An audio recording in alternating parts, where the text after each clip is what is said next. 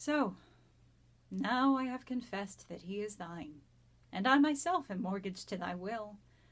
Myself I'll forfeit, so that other mine thou wilt restore, to be my comfort still. But thou wilt not, nor he will not be free, for thou art covetous, and he is kind. He learned but surety-like to write for me, under that bond that him as fast doth bind. The statute of thy beauty thou wilt take, thou usurer, that put'st forth all to use, and sue a friend came debtor for my sake. So him I lose through my unkind abuse. Him have I lost. Thou hast both him and me. He pays the whole, and yet am I not free.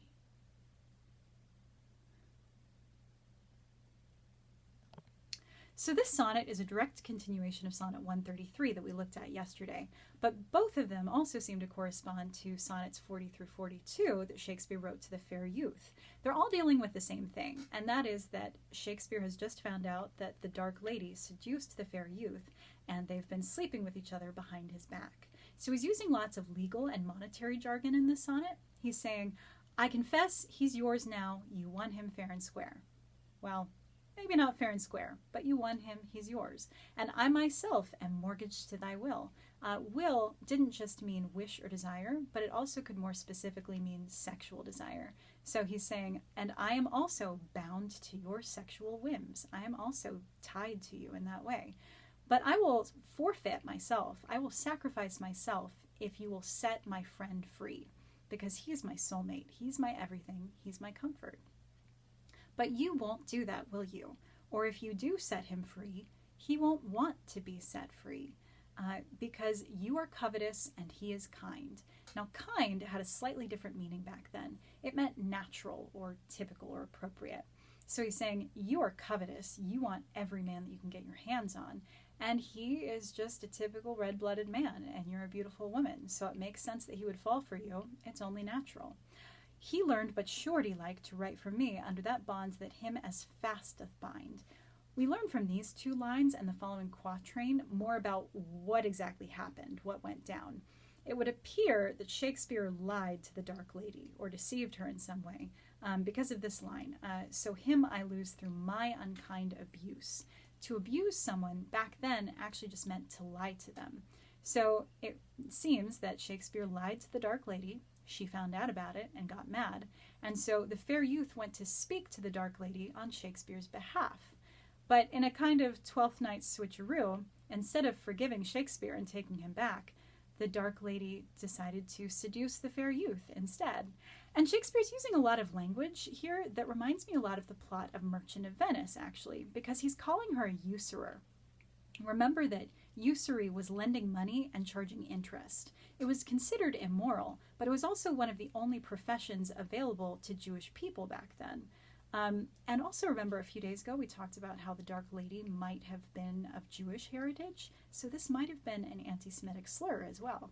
But anyway, going back to the plot of Merchant of Venice, if you remember, Bassanio wants to woo Portia, but he needs money, so he borrows money from his friend Antonio, who didn't have enough money on hand, so he in turn borrowed money from Shylock, who was a usurer. And because Antonio's ships didn't come in time, he couldn't pay back Shylock in time and ended up owing him a pound of flesh. Shakespeare's saying essentially that's what happened here, that the dark lady lent Shakespeare her beauty, and that as interest she took the fair youth as payment. So he's saying, him have I lost the fair youth to her, I lost the fair youth to you, now you have both of us. He pays the whole. He's paying my debt. He's paying everyone's debt. And yet I am still not free from you. I am still your slave. So I also want to point this out. Shakespeare isn't qualifying her beauty anymore. Remember in the previous sonnets when Shakespeare's been talking about the dark lady's beauty, he's basically been saying, you're beautiful for a dark-complected girl, or you're beautiful to me.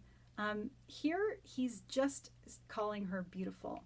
I think part of what's going on and part of what maybe stings him so much about this is that, when you're dating someone who isn't quite as hot as you are, and so you think that you're safe, that they can't hurt you because they have nowhere to go but down from you.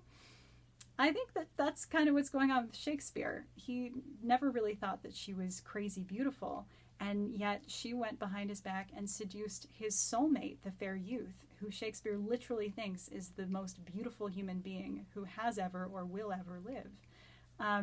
So now he's finally like, okay, you're beautiful. I get it. I concede you're beautiful. I think that's part of what's going on here too. Lots of bisexual love triangle drama. What can I say? That's all for today, but I'll be back with more tomorrow. Stay safe, everybody. All my love. Bye.